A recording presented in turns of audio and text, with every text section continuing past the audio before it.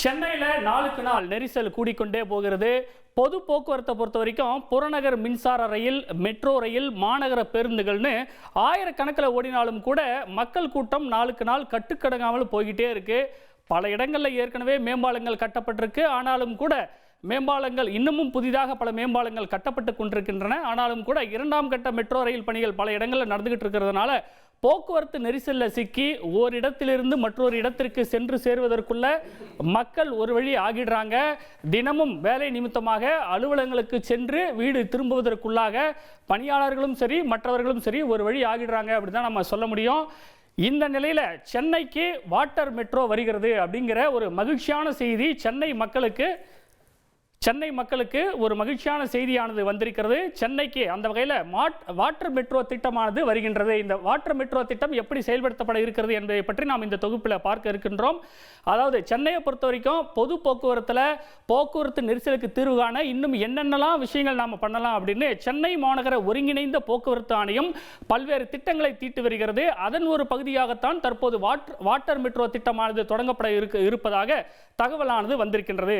சரி, ஏற்கனவே வாட்டர் மெட்ரோன்னு சொல்லும் போது உங்கள நிறைய பேருக்கு ஏற்கனவே கேள்விப்பட்ட மாதிரி இருக்கும். அண்டை மாநிலமான கேரளாவில் கொச்சியில் நாட்டிலேயே முதல் முறையாக அங்கே வாட்டர் மெட்ரோ திட்டமானது செயல்படுத்தப்படுகிறது. அதாவது கொச்சியில் உயர்நீதிமன்றத்திலிருந்து பல்வேறு வழித்தடங்கள், மொத்தம் 16 வழித்தடங்களில் 2023 இந்த வாட்டர் மெட்ரோ திட்டம் நாட்டிலேயே முதல் முறையாக கொச்சியில் தான் தொடங்கப்பட்டது. உயர்நீதிமன்றம் உள்ளிட்ட மொத்தம் 16 வழித்தடங்களுக்கு திட்டமிடப்பட்டு 4 வழித்தடங்களில் தற்போது வாட்டர் மெட்ரோ சேவையானது கொச்சியில் இயங்கி வருகிறது. இந்த வாட்டர் மெட்ரோ போலவே சென்னையிலும் நீர்வழி போக்குவரத்தை தொடங்க தற்போது திட்டமானது வகுக்கப்பட்டிருக்கிறது. அதன்படி பார்க்கும்போது எங்கெங்கெல்லாம் அப்படின்னு நம்ம பார்க்கும்போது இதற்கான சாத்தியக்கூறுகளை ஆய்வு செய்யத்தான் ஓரிரு நாட்களுக்கு முன்னதாக ஒரு ஆலோசனை கூட்டம் நடைபெற்றது. சென்னை நந்தனத்தில் இருக்கக்கூடிய மெட்ரோ ரயிலின் தலைமை அலுவலகத்தில் நடந்த ஆலோசனை கூட்டத்தில் சென்னை மாநகராட்சியை சேர்ந்த அதிகாரிகள், நீர்வளத்துறை அதிகாரிகள், போக்குவரத்து துறையை சேர்ந்த அதிகாரிகள் பலரும் கலந்து கொண்டாங்க. சரி, அடுத்ததா எந்தெந்த ரூட்ல இந்த வாட்டர் மெட்ரோ திட்டமானது சாத்தியம் அப்படின்னு நம்ம பார்க்கும்போது இப்ப முதல் கட்டமா ஆய்வு செய்திருக்கிறதுல கண்டுபிடிக்கப்பட்டிருப்பது பக்கிங்ஹாம் கால்வாய்ங்க. இந்த பக்கிங்ஹாம் கால்வாய் தான் படகு போக்குவரத்துக்கு சாதகமாக இருக்கிறதா இனம் காணப்பட்டிருக்கு.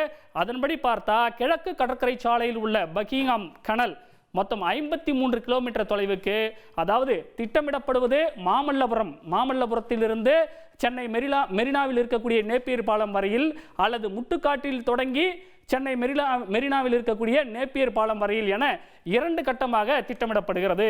இந்த மேப்பில் பார்த்தீங்கன்னா நீங்கள் தெரிஞ்சுக்கலாம். மெரினாவில் நேப்பியர் பாலம் இங்கே இருக்குது பாருங்க. இந்த நேப்பியர் பாலத்தில் தொடங்கி மாமல்லபுரம் வரைக்கும் அதிகபட்சமாக இப்போது திட்டமிடப்படுகிறது 54 கிலோமீட்டர். அதை படிப்படியாக தான் செயல்படுத்துவாங்க. முதல் கட்டமாக 24 கிலோமீட்டர். அதுக்கப்புறமா இன்னும் இந்த திட்டமானது விரிவுபடுத்தப்பட்டு கடைசியாக மாமல்லபுரம் வரையிலும் கூட வாட்டர் மெட்ரோ சேவையானது கிடைப்பதற்கான வாய்ப்புகள் இருக்கின்றது. இதற்கான முதல் கட்ட பணிகள், அதாவது விரிவான சாத்தியக்கூறு அறிக்கையானது தயாரிக்கப்பட்டிருக்கிறது. இந்த பணிகள் தொடங்கி இருக்கின்றன. சரி, வாட்டர் மெட்ரோ அப்படிங்கிறதா சென்னைக்கு புதுசு. ஏற்கனவே இது தொடர்பாக நிறைய முயற்சிகள் எடுக்கப்பட்டன. என்னென்ன முயற்சிகள் நம்ம பார்க்கும்போது சென்னையை பொறுத்த வரைக்கும் உங்க எல்லோருக்குமே தெரியும், அடையார், கூவம், பக்கிங்ஹாம் கால்வாய், கொசஸ்தலை ஆறு, இந்த 4ம் இருக்கின்றது. இவையெல்லாம் கைவிடப்பட்டவை, அதாவது தற்சமயத்தில் பயன்பாட்டில் இல்லை அப்படிங்கிறது உங்கள நிறைய பேருக்கு தெரியும்.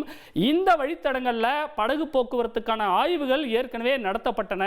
ஆனால் நடைமுறை சிக்கல்கள் காரணமாக, நடைமுறை சவால்கள் காரணமாக அவை கைவிடப்பட்டு விட்டன. தற்போது அதன் தொடர்ச்சியாகத்தான் பக்கிங்ஹாம் கால்வாயில் வாட்டர் மெட்ரோ திட்டமானது முதல் கட்டமாக செயல்படுத்தப்பட இருக்கிறது. இதற்கு அடுத்த கட்டமாக இதே போல அடையார், கூவம், கொசஸ்தலை ஆற்று பகுதிகளிலும் வாட்டர் மெட்ரோ திட்டமானது செயல்படுத்தப்படும் என்ற தகவல்களானது தெரிவிக்கின்றது. சரி, இந்த நீர்வழி போக்குவரத்தில் என்னென்ன சவால்கள் இருக்கு? ஏற்கனவே திட்டமிட்டாங்க, அதை கைவிட்டுட்டாங்க. நடைமுறை சிக்கல்களும் சவால்களும் இருக்கு. இந்த முறை எப்படி சாத்தியப்படுத்துவாங்க அப்படின்னு நம்ம பார்க்கும்போது பொதுவாக நீர்வழி போக்குவரத்தில் பக்கிங்ஹாம் கால்வாயை பொறுத்த வரைக்கும் நீர்நிலைகள் எல்லாம் ஆக்கிரமிக்கப்பட்டிருக்கின்றது. இது மட்டும் இல்லாமல் மாசுபட்டிருக்கின்றது. நீர்நிலைகள் ஆழமற்றதாக இருக்கின்றது. இது தவிர போதிய நீரோட்டம் இல்லைங்க. வழக்கமான ஒரு ஆறுல எந்த அளவுக்கு ஒரு நீரோட்டம் இருக்குமோ ஒரு படகு செல்லும் அளவுக்கு தேவையான அந்த நீரோட்டம் என்பது இங்கு இல்லை. இதெல்லாம் சவாலாக இருக்கின்றது. ஒருவேளை இந்த சவால்களை எல்லாம் தாண்டி வாட்டர் மெட்ரோ திட்டமானது சென்னைக்கு வந்ததுன்னா இதனுடைய பயன்கள் எந்த அளவுக்கு இருக்கும் நாம பார்க்கும்போது சென்னை மெட்ரோ பேருந்து நிலையங்கள் கூட இந்த வாட்டர் மெட்ரோ இணைக்கப்படும் அப்படின்னு நம்ம சொல்லும்போது பல்வேறு முனையங்கள் இதில் ஜாயின் ஆகும். ஸோ இந்த வகையில் பயணிகள் ரொம்பவே பயன்பெறுவாங்கன்னு சொல்லப்படுது. இது மட்டும் இல்லாமல் வாட்டர் மெட்ரோ திட்டத்தில் மின்சார படகுகள் தான் பயன்படுத்தப்பட இருக்கின்றன. அதனால் சுற்றுச்சூழல் மாசுபாடு என்பது இருக்காது. இது தவிர வழக்கமான சாலை போக்குவரத்தில் நாம் எதிர்கொள்ளக்கூடிய நெரிசல் என்பதும் இருக்காது. குறைவான கட்டணம் தாங்க. கொச்சியில் இருக்கக்கூடிய வாட்டர் மெட்ரோ பார்த்தீங்கன்னா குறைந்தபட்சம் 20 ரூபாய், அதிகபட்சமே 40 ரூபாய் தான், எவ்வளவு தூரமாக இருந்தாலும். அந்த வகையில் சென்னையில் வரப்போகின்ற வாட்டர் மெட்ரோவும் குறைந்தபட்ச கட்டணம் தான் நிர்ணயிக்கப்படும் என்று எதிர்பார்க்கப்படுகின்றது. இது தவிர இந்த கிழக்கு கடற்கரை சாலையை பொறுத்த வரைக்கும் மிகப்பெரிய ஒரு சுற்றுலா காரிடாராக இருக்கின்றது. அதனால் சுற்றுலா வருவாயும் பெருகும் என்று எதிர்பார்க்கப்படுகின்றது. இதற்கான சாத்திய கூறுகளை ஆய்வு செய்ய தற்போது முதல் கட்ட பணிகள் தொடங்கியிருக்கின்றன. இதற்கு அடுத்தபடியாக இதற்கான ஒப்பந்தம், அதாவது நடைமுறை சாத்தியங்கள் எந்த அளவுக்கு இருக்கின்றது என்பது தொடர்பாக ஆய்வு செய்வதற்கான ஒப்பந்தங்கள் வழங்கப்படும் அப்படின்னு எதிர்பார்க்கப்படுகின்றது. அந்த வகையில் சாத்தியக்கூறுகளெல்லாம் ஆய்வு செய்து ஒப்பந்தம் வெளியிட்ட பின்னர் இந்த வாட்டர் மெட்ரோ திட்டமானது நடைமுறைப்படுத்தப்படும்.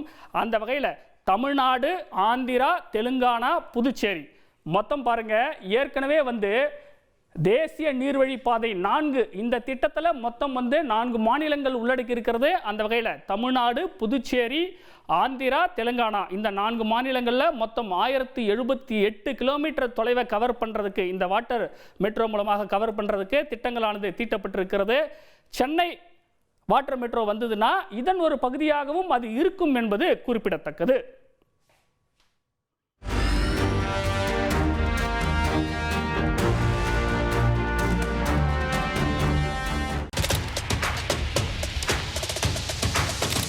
அதிமுக்கிய விவரங்களை அனைவருக்கும் புரிய வைக்கும் பாட்காஸ்ட். தவிர்க்க முடியாத முதல் மக்கள் வளைகுடா நாடுகள் பிரான்சிஸுக்கு பிரியா சம்பவங்களை தேடி களத்திற்கே உங்களை அழைத்து செல்லும் ஸ்பாட்லைட். அங்க இருக்கக்கூடிய கள விவரங்கள் என்ன? அமலாக்கத்துறை கடந்த 5 வருஷமாவே சார் எனக்கு ரொம்ப பிடிக்கும் அவர் வர்றதுக்காக. எங்களுடைய நியாயமான கோரிக்கை. Even at the cost of stopping. பார்வையாளர்களையும் செய்திக்குள் பங்கெடுக்க செய்யும் மக்கள் குரல். 50 ரூபாய் எங்களுக்கு தண்ணிக்கு ஒரு தீர்வே இல்லைங்க. 10 வருஷமா எங்களுக்கு சரியான ஒரு விடிவு கிடைக்கவில்லை. 60,000 ஏக்கருக்கு தான் கேட்கிறோம், பிச்சை கேட்கறாங்க. புத்தம் புதிதாக, வித்தியாசமாக ஹெலிகாப்டர்களின் உதவி என்ன படிக்கலான்றதுல பேரண்ட்ஸும் என்கரேஜ் பண்ணணும், ஸ்டூடெண்ட்ஸும் தேர்வு செஞ்சு. எனக்கும் சீமானனுக்கும் பெரிய வித்தியாசம் இல்லைங்க. ஒரு பாயிண்டா சொல்லணும். உங்களுக்கான தலைவர்களை பொழுதுபோக்கு தளத்தில் தேடாதீர்கள், போராட்ட களத்தில் தேடுங்கள். அனைத்தும் உங்களுக்காக. எப்போதும் இணைந்திருங்கள் தந்தி டிவியுடன். இனி செல்லும் இடமெல்லாம் செய்தி. தந்தி டிவியின் வாட்ஸ்அப் சேனலை ஃபாலோ பண்ணினா செல்ல இருக்கும் இடமெல்லாம் செய்தி. இதோ QR கோட், இப்பவே ஸ்கேன் பண்ணுங்க, ஃபாலோ பண்ணுங்க.